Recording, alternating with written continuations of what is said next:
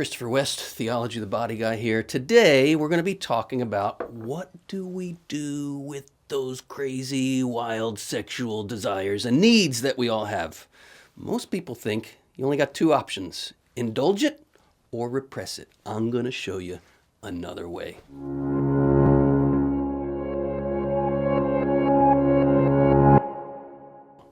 What do you do? What do you do when you have those yearnings, those desires, those needs? They come up. What are you supposed to do? Most people think indulge it, repress it. That's all you got. In a previous video, which you can view right here, I was talking about what we should be doing with our sexual needs. I want to follow up in this video with some more practical tips. I want to use a piece of art that my daughter sketched to illustrate my point. We have three choices with erotic desire. One, we can just repress what we're feeling. This is the path of the Stoic, holding in all that energy and desire. We also have the path of the addict. This person is opening that desire up, but aiming it at the finite pleasures of this world. Why do I call this the path of the addict? Let me give you a theological definition of addiction. Not a psychological one, but a theological one. Addiction happens when we aim our desire for infinite joy at finite pleasure. We get some semblance of satisfaction aiming our desire for infinite joy at finite pleasure. Otherwise, we wouldn't do it. But there's this principle of diminishing returns when we aim our desire for infinite joy at finite pleasure. We go and we get that finite pleasure, we get a little kick out of it, a little high from it, a little pleasure from it, but then it dumps us out the other side needing more. So we go back and we get more. We get our kick, we get our high, but diminishing returns, we need more of the same thing to get the same kick. We get more, we still aren't finding satisfaction. We need more, we need more, we need more. This is the path of those who become enslaved to the pleasures of this world. Again, most people think these are the only two options: indulge or repress. And if these are the only two options, which one appears to be more holy? The repress approach appears to be more holy.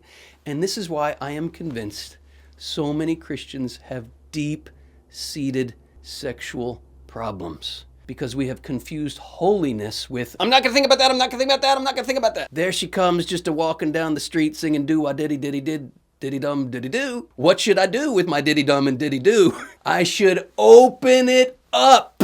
And I mean up, way up.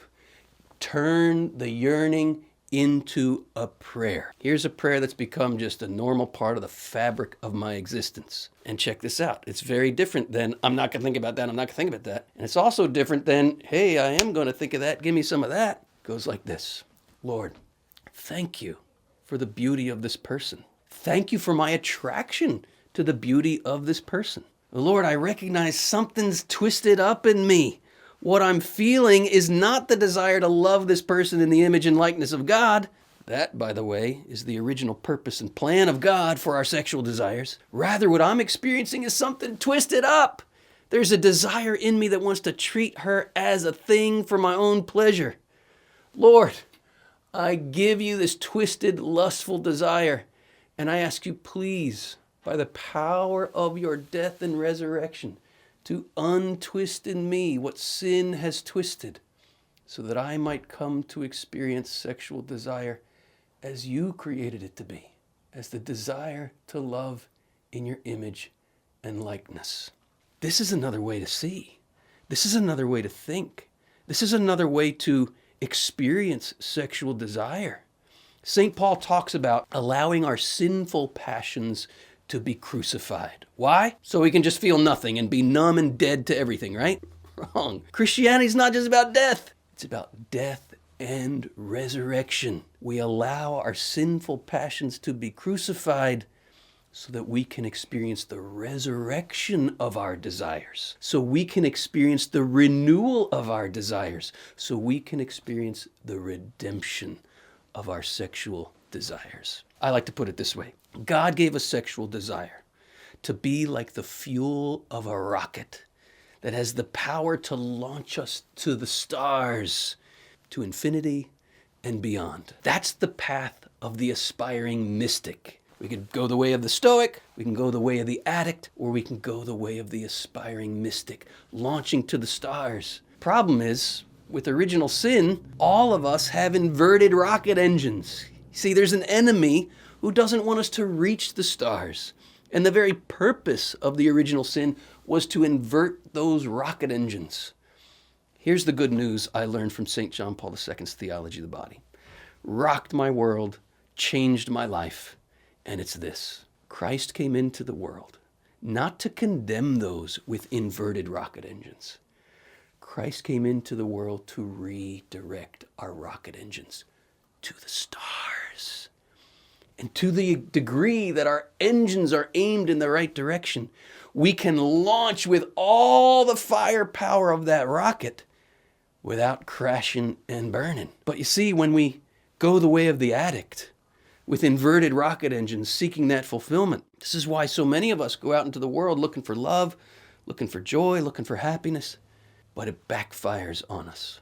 My brothers and sisters, John Paul II's Theology of the Body is an invitation into this redemption of erotic desire, where the desire itself becomes a prayer. As you've heard me say in other videos, prayer is nothing but becoming a longing for God. And ultimately, this is why God gave us erotic desire. Pope Benedict XVI comes right out and says it.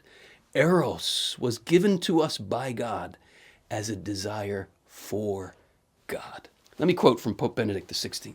He says this: "We must not be discouraged by the difficulty or the obstacles that come from sin," from those inverted rocket engines. "In this regard, we must not forget that the dynamism of desire is always open to redemption." How often? 20% of the time? 80% of the time? No. Always. Whenever you experience that pull in your heart to treat another person as an object for your pleasure, you can open it to the power and gift of redemption. We all, moreover, Pope Benedict says, need to set out on the path of the purification and healing of our desires. We are pilgrims, he says, headed for the heavenly homeland, for the stars, right? The pilgrimage of Eros, therefore, he says, is not about suffocating the longing that dwells in the heart of man. That's the way of the Stoic. And it's not about indulging in the pleasures of this earth. That's the way of the addict. Rather, this pilgrimage is about freeing our longing so that it can reach its true height. We're all called to the way of the mystic. And when we hear the word mystic, you might think of Padre Pio and the stigmata, or you might think of Teresa of Avila and her bodily levitations. The Catechism of the Catholic Church says those are the extraordinary signs of the mystical life, and very few will ever experience them. But each and every one of us, the Catechism goes on to say, is called to what you might describe as the ordinary mystical life. And that means turning our longing, yes, our erotic longing, into a prayer, opening it up, turning it up. See, the solution, when we're struggling with erotic desires, the solution is never to turn the volume down. The solution is to turn it up, way up. This one goes to 11. It is to launch us to the stars. That's how we become the men and women we're created to be. So let's just do it. Lord, I give you all my erotic longing. I ask you please to come right into it.